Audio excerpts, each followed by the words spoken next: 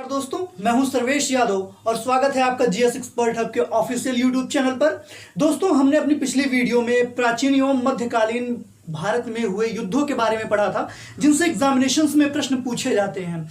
आज का टॉपिक हम उससे आगे बढ़ते हुए चलेंगे। हम आधुनिक भारत में हुए प्रमुख युद्धों के बारे में बात करेंगे, क्योंकि प्राचीन एवं मध्यकालीन भारत में जो युद्ध हुए वो भी महत्वपूर्ण है, और आधुनिक भारत में जो महत्वपूर्ण युद्ध हुए वो भी एग्जामिनेशंस के लिए बहुत ही ज्यादा इंपॉर्टेंट है दोस्तों। तो आज हम उसी पे दृष्टि डालेंगे, आधुनिक भारत के प्रमुख युद्धों पर। एक बार समय काल देख लीजिए दोस्तों, जो कि प्राचीन, मध्यकालीन व आधुनिक भारत को प्रदर्शित करता है।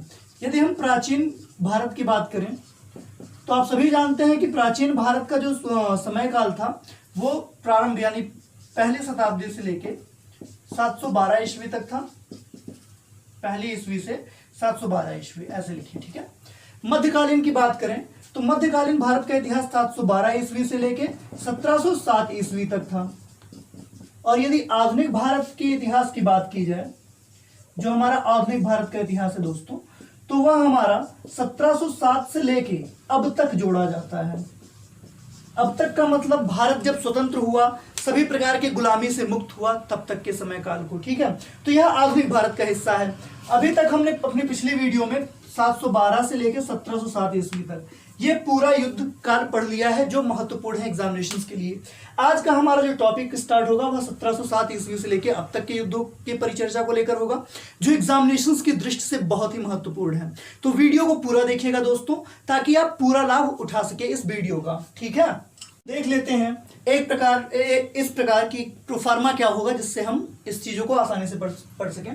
तो एक तरफ लिखिएगा युद्ध का नाम, एक तरफ वर्ष, एक तरफ पक्ष और विपक्ष यानी कि किनके मध्य युद्ध लड़ा गया, और एक तरफ परिणाम क्या हुआ पूरे युद्ध का, ठीक है। विजेता कौन हुआ इसके बारे में पढ़ना है दोस्तों।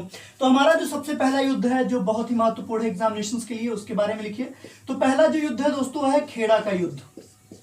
इससे कई बार एग्जामिनेशंस में प्रश्न पूछा जा चुका है कि खेड़ा का युद्ध कब हुआ और किनके मध्य हुआ। यह प्रश्न बहुत ही बार पूछा जा चुका है एग्जामिनेशंस में। तो याद रखिएगा दोस्तों, जो खेड़ा का युद्ध हुआ वह वर्ष 1707 ईस्वी को हुआ। और आप जानते हैं कि जो आधुनिक भारत का इतिहास प्रारंभ होता है वह 1707 ईस्वी से ही प्रारंभ होता है। और इसी प्रकार जो खेड़ा का युद्ध लड़ा गया वह 1707 ईस्वी में लड़ा गया। किसके मध्य लड़ा गया? तो मराठा छत्रपति साहू का नाम आप सभी ने सुना होगा। तो मराठा छत्रपति साहू और ताराबाई के मध्य लड़ा गया। ताराबाई के बारे में भी आप लोगों ने बहुत कहानियां पढ़ी होंगी, बहुत ही बड़ी वीरांगना थी ताराबाई। तो यह जो युद्ध हुआ खेड़ा का युद्ध, वह मराठा छत्रपति साहू व ताराबाई के मध्य हुआ। और इसका विजेता कौन हुआ, इस युद्ध का विजेता कौन हुआ दोस्तों? तो आप सभी जानते हैं पुरुष प्रधान देश था, सबसे अधिक सशक्त उस समय साहू ही थे। तो मराठा छत्रपति साहू उस समय के विजेता हुए दोस्तों। तो यह हमारा हो गया प्रथम युद्ध, खेड़ा का युद्ध। फिर हम बढ़ते हैं दोस्तों अपने अगले युद्ध की तरफ। तो दूसरा युद्ध है सखर खरदा का युद्ध। वैसे इन सभी युद्धों के बारे में कोई बताएगा नहीं दोस्तों, कारण क्या है कि लोग चीजों से भागते हैं, ठीक है। लेकिन आपको यहां पे ऐसा कुछ नहीं मिलेगा, मैं हर एक चीज आपकी क्लियर करते हुए चलूंगा।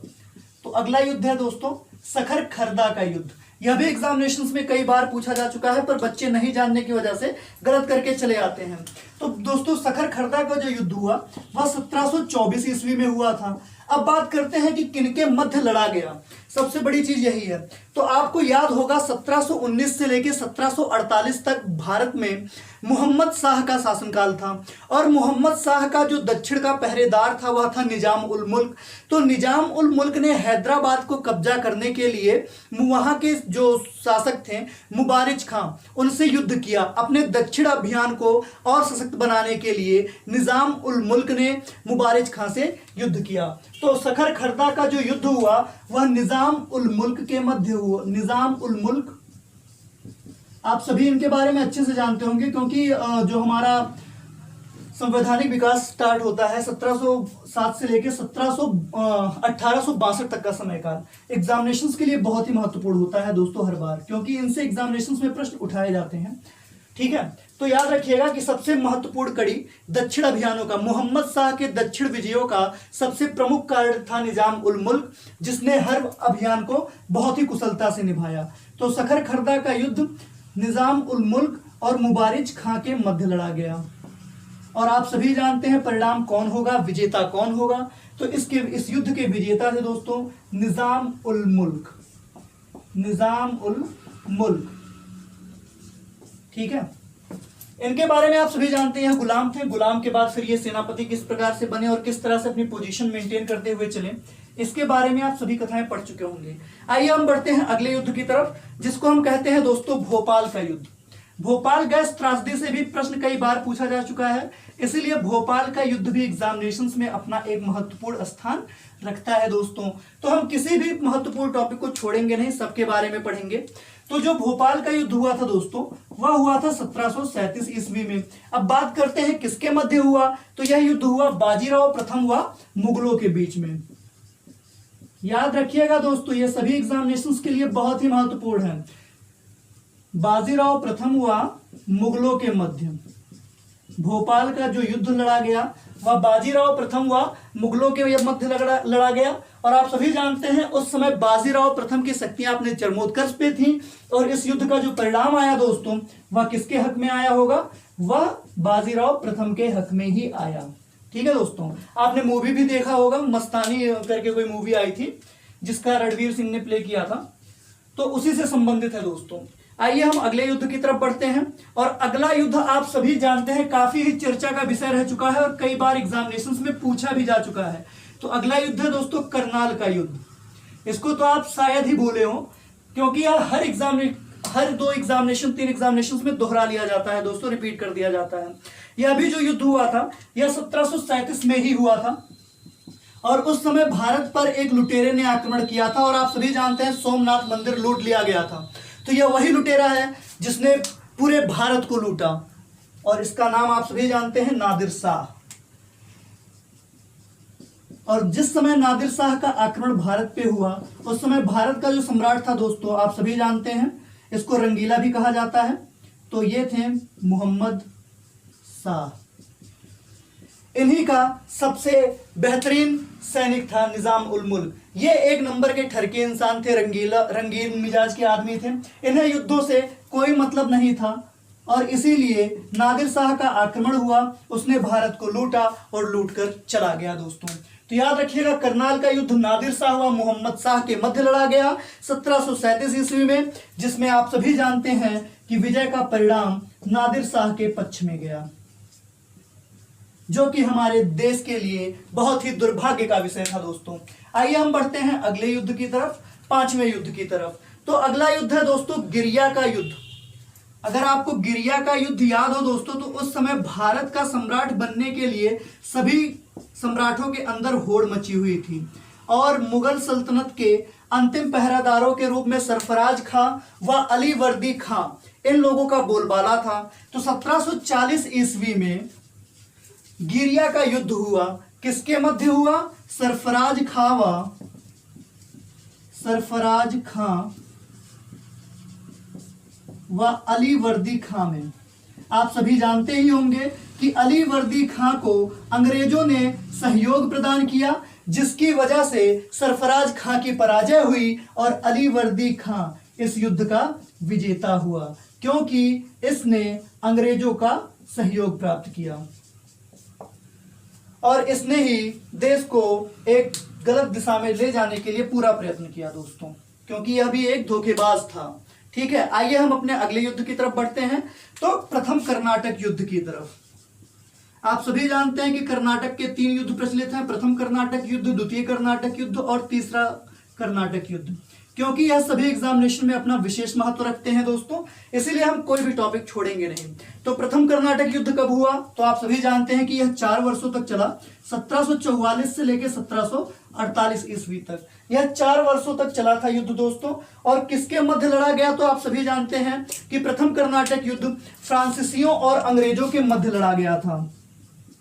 और क्यों लड़ा गया था यह भी आप जानते हैं। प्रथम कर्नाटक युद्ध क्यों लड़ा गया, तो पूरे व्यापार की सत्ता अपने पास रखने के लिए फ्रांसीसियों और अंग्रेजों के मध्य यह युद्ध लड़ा गया।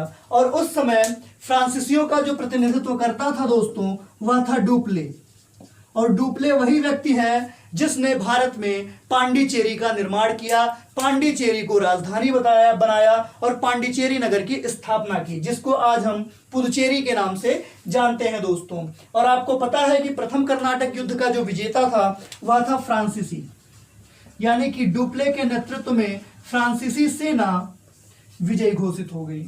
ठीक है दोस्तों, इसको नोट कर लीजिए। फिर हम बढ़ते हैं अपने अगले युद्ध की तरफ। कर्नाटक युद्ध के बाद दोस्तों 7वां जो युद्ध हुआ, द्वितीय कर्नाटक युद्ध। द्वितीय कर्नाटक युद्ध।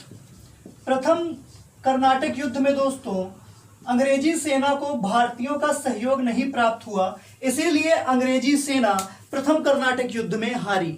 लेकिन द्वितीय कर्नाटक युद्ध जब हुआ तो अंग्रेजी सेना ने भारतीय राजाओं को खरीदना शुरू किया, भारतीयों का सानिध्य पाया और उसके बाद का जो परिणाम आया वह सभी के सामने था।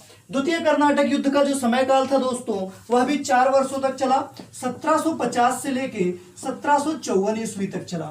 ठीक है, और पक्ष और विपक्ष वही थे दोस्तों, फ्रांसीसी वर्सेस अंग्रेज लड़ रहे थे। फ्रांसीसी और अंग्रेज, और बीच में पीछे जा रहे थे हमारे भारतीय सैनिक, हमारे भारतीय जनता, क्योंकि इन लोगों ने सिर्फ भारत का दोहन किया।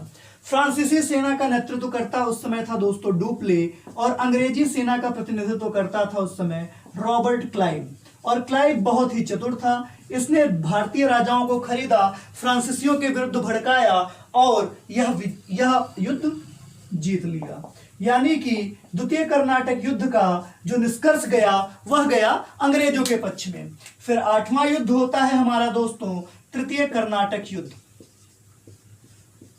और इसी युद्ध के बाद फ्रांसीसी भारत से रफू चक्कर हो जाते हैं, क्योंकि अंग्रेजों ने फ्रांसीसियों का इस युद्ध के द्वारा दमन कर दिया दोस्तों। और यह युद्ध 1757 से लेके 1763 ईस्वी तक चलता रहा।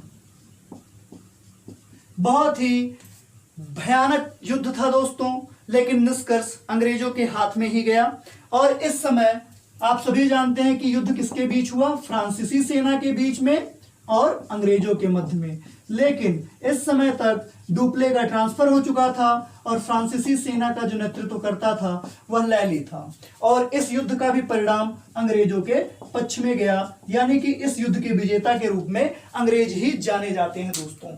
फिर आते हैं हम अपने अगले युद्ध की तरफ, 9वें युद्ध की तरफ। तो आप सभी इस युद्ध से भली भांति वाकिफ हैं, और इसको भारत में अंग्रेजों के स्थायित्व का सबसे बड़ा युद्ध माना जाता है। ऐसा माना जाता है कि इस युद्ध के बाद ही अंग्रेजों का जो पैर था वो भारत में कब्जा करने लगा, यानी कि उनका जो पैर था वह स्थायी होने लगा भारत में सिर्फ और सिर्फ इस युद्ध के बाद, जिसको हम कहते हैं प्लासी का युद्ध। और आप सभी जानते हैं प्लासी का युद्ध जो हुआ था वह वर्ष 1757 ईस्वी को हुआ था। किसके मध्य हुआ था यह भी आप जानते हैं, अंग्रेजों और सिराजुद्दौला के मध्य हुआ था दोस्तों। और ये इस अंग्रेजी सेना का जो प्रतिनिधित्व करता था वह वही था जिसने डुप्ले का पतन किया, यानी कि रॉबर्ट क्लाइव। रॉबर्ट क्लाइव ने सिराजुद्दौला को हराकर भारत में अपनी नींव बरकरार कर ली। आप सभी जानते हैं कि प्लासी के युद्ध का परिणाम अंग्रेजों के पक्ष में गया था। इसके बाद दोस्तों एक बहुत ही बड़ा परिवर्तनकारी युद्ध हुआ, जिसको हम बेडरा का युद्ध या वेदारा का युद्ध भी कहते हैं। अगर आपको याद हो तो वेदारा का युद्ध या वेडरा का युद्ध कब हुआ दोस्तों, तो वेडरा का युद्ध हुआ था 1759 में। 1759 ईस्वी में वेडरा का युद्ध हुआ दोस्तों। और यह युद्ध जो लड़ा गया था आप सभी जानते हैं अंग्रेजों और डचों के मध्य लड़ा गया था। और इसी युद्ध के बाद डच भारत छोड़ के भारत छोड़ के चले गए। डच नीदरलैंड या हॉलैंड के निवासी थे, और इनका आखिरी युद्ध वेडरा का युद्ध था जो कि अंग्रेजों से था। और इसी युद्ध के बाद जो डच थे वह भारत छोड़कर चले गए। यदि कपड़े उद्योग की बात की जाए तो भारत में कपड़े उद्योग की नींव इन्हीं डचों ने प्रारंभ की थी दोस्तों। ठीक है, तो इस बात को याद रखिएगा। यह जो परिणाम हुआ वेडरा के युद्ध का वह अंग्रेजों के हिस्से में गया, नोट कर लीजिए। फिर हम बढ़ते हैं दोस्तों अगले युद्ध की तरफ। ये सभी बातें इंपॉर्टेंट है दोस्तों, कुछ भी मिस नहीं होना चाहिए। अगला युद्ध है दोस्तों वांडीवास का युद्ध, और यह काफी चर्चित युद्ध रह चुका है दोस्तों। वांडीवास का युद्ध नोट कर लीजिए इसको, एक भी युद्ध मिस नहीं होना चाहिए दोस्तों। जो वांडीवास का युद्ध हुआ था दोस्तों वह वर्ष 1760 ईस्वी में हुआ था। अंग्रेजों व फ्रांसीसियों के मध्य ही हुआ था। तो नोट कर लीजिए 1760 ईस्वी में वांडीवास का युद्ध हुआ, इसको इंपॉर्टेंट मार्क कर लीजिएगा दोस्तों। और यह युद्ध फ्रांसीसियों और अंग्रेजों के मध्य लड़ा गया था। लेकिन यह जो युद्ध था दोस्तों यह भारत के बाहर ऑस्ट्रिया में लड़ा गया था। और इस समय फ्रांसीसी सेना का जो प्रतिनिधित्व करता था वह लैली था, और अंग्रेजी सेना का जो प्रतिनिधित्व करता था दोस्तों वह आयरकूट था। इसको भी नोट कर लीजिए, कभी कभी एग्जामिनेशन में पूछा जाता है कि वांडीवास के युद्ध का अंग्रेजी प्रतिनिधित्व करता कौन था। और आप सभी जानते हैं वांडीवास का जो युद्ध हुआ उसका फैसला सिर्फ और सिर्फ किसके हक में गया दोस्तों, तो अंग्रेजों के हित में गया। इसको नोट कर लीजिए। अंग्रेजों ने वांडीवास का युद्ध भी जीत लिया दोस्तों। फिर हम बढ़ते हैं अपने अगले युद्ध की तरफ, यानी कि पानीपत का तृतीय युद्ध। आप सभी जानते हैं पानीपत का प्रथम युद्ध किसके बीच हुआ, तो बाबर व इब्राहिम लोदी के मध्य हुआ। इतनी चीजें क्लियर है ना। पानीपत का तृतीय युद्ध, आप सभी जानते होंगे दोस्तों कि पानीपत का जो तृतीय युद्ध हुआ वह कब हुआ, तो वर्ष 1761 ईस्वी में पानीपत का तृतीय युद्ध हुआ। 1761 ईस्वी किसके मध्य हुआ, तो अहमद शाह अब्दाली व मराठों के बीच हुआ। अहमद शाह अब्दाली व मराठों के मध्य हुआ। और आप सभी जानते हैं दोस्तों इस युद्ध का परिणाम क्या हुआ। उस समय मराठा शक्ति अपने चरमोत्कर्ष पे थी, और जिसका परिणाम यह हुआ कि कुछ धोखेबाजों की वजह से मराठा शक्ति कमजोर हुई, और इस युद्ध का विजेता अहमद शाह अब्दाली हो गया। कुछ लोगों ने चीट किया मराठों को, जिसकी वजह से मराठों की इस युद्ध में हार हुई, और अहमद शाह अब्दाली पानीपत के तृतीय युद्ध का विजेता हुआ दोस्तों। ठीक है, इसको नोट कर लीजिए। फिर हम बढ़ते हैं अपने अगले युद्ध की तरफ, और अगला युद्ध सबसे ज्यादा प्रचलित युद्ध था, क्योंकि इसी युद्ध के बाद दोस्तों अंग्रेजों का भारत में पूरी तरह से एकाधिकार हो गया, यानी कि भारत पूरी तरह से गुलाम हो गया इस युद्ध के बाद। और आप सभी जानते हैं इस युद्ध को हम बक्सर का युद्ध कहते हैं। और बक्सर का जो युद्ध हुआ दोस्तों वह कब हुआ था, 1764 ईस्वी में। आप सभी जानते हैं कि प्लासी का युद्ध और बक्सर का युद्ध अंग्रेजों की शक्ति भारत में स्थायी करने के लिए सिर्फ यही दो युद्ध जिम्मेदार थे। और इन दोनों युद्धों का हारने का सबसे बड़ा कारण यह था कि भारतीयों को उनके अपने ही विश्वास पात्रों ने धोखा दिया। अगर उन्हीं विश्वास पात्रों ने धोखा ना दिया होता तो शायद कभी भी अंग्रेज भारत पे कब्जा ना जमा पाते। और यह युद्ध जो हुआ था दोस्तों वह अंग्रेज व तीन राजाओं के मध्य हुआ था। तो इस बात को नोट कर लीजिए बक्सर के युद्ध के बारे में। अंग्रेजी सेना के साथ अंग्रेजी सेना के विरुद्ध कौन कौन लड़ रहा था दोस्तों, तो शुजाउद्दौला,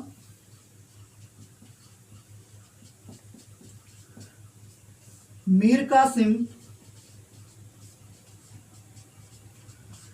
तीनों राजाओं का नाम नोट कर लीजिए। ये तीनों नवाब थे दोस्तों, इसलिए इनके बारे में कई बार पूछा जा चुका है। ठीक है, तो पहले थे शुजाउद्दौला, फिर मीर कासिम और शाह आलम द्वितीय। और आप सभी जानते हैं इस युद्ध का जो परिणाम हुआ वह किसके पक्ष में गया दोस्तों, वह सिर्फ और सिर्फ अंग्रेजों के पक्ष में गया, क्योंकि अपनों ने ही अपनों के साथ गद्दारी की। तो नोट कर लीजिए इतने युद्धों के बारे में। फिर हम बढ़ते हैं आधुनिक भारत के अगले युद्धों की तरफ। आधुनिक भारत से अगला महत्वपूर्ण युद्ध जो है दोस्तों वह आप सभी जानते हैं भारत चीन युद्ध है। आप सभी को पता है कि भारत चीन युद्ध के समय ही प्रथम राष्ट्रीय आपातकाल लगा, और यह भारत चीन युद्ध जो हुआ था दोस्तों वह वर्ष 1962 में हुआ। पक्ष और विपक्ष के बारे में आप सभी जानते हैं। भारत वर्सेस चीन था और इस युद्ध का परिणाम चीन के पक्ष में गया था। यह बहुत ही दुखद विषय था। प्रथम राष्ट्रीय आपातकाल वर्ष 1962 में बाह्य आक्रमण यानी चीन के द्वारा भारत पे आक्रमण के कारण लगा और इस युद्ध का जो परिणाम हुआ उसका विजेता चीन हुआ। इसके बाद जो दोस्तों आधुनिक भारत का महत्वपूर्ण युद्ध है वह भारत पाक युद्ध है। आपको पता होगा कि 1965 में पाकिस्तान द्वारा भारत पर आक्रमण किया गया, लेकिन इस युद्ध का जो परिणाम हुआ दोस्तों वह भारत के पक्ष में ही गया। तो नोट कर लीजिए कि भारत पाक युद्ध, इसको करेक्ट कर लीजिएगा दोस्तों, भारत पाक युद्ध यानी भारत और पाकिस्तान का युद्ध। याद रखिएगा कि भारत पाक युद्ध जो 1965 में हुआ वह पाकिस्तान के द्वारा भारत पर आक्रमण किया गया था और इस आक्रमण का हमारे भारत देश ने, हमारे देश के सैनिकों ने मुंहतोड़ जवाब दिया और भारत विजयी रहा। हमें गर्व है अपने देश के सैनिकों पर जो दिन रात हमारी सेवा के लिए तत्पर रहते हैं दोस्तों। और अगला जो महत्वपूर्ण युद्ध है वह भी है दोस्तों भारत पाक युद्ध। आपको पता है कि 1965 की हार का बदला लेने के लिए पाकिस्तान ने दोबारा भारत पर आक्रमण किया, लेकिन दूसरी बार भी उसे मुंहतोड़ जवाब मिला और उसे दोबारा शिकस्त खानी पड़ी। तो यह युद्ध जो हुआ था भारत पाक युद्ध दोस्तों वर्ष 1971 में हुआ था। युद्ध का कारण बांग्लादेश की स्वतंत्रता थी। भारत बांग्लादेश को पाकिस्तान से स्वतंत्र करना चाहता था, जिसके परिणामवश भारत पाक युद्ध 1971 हुआ दोस्तों। और यह युद्ध जो हुआ था आप सभी जानते हैं पाकिस्तान व भारत के मध्य हुआ था।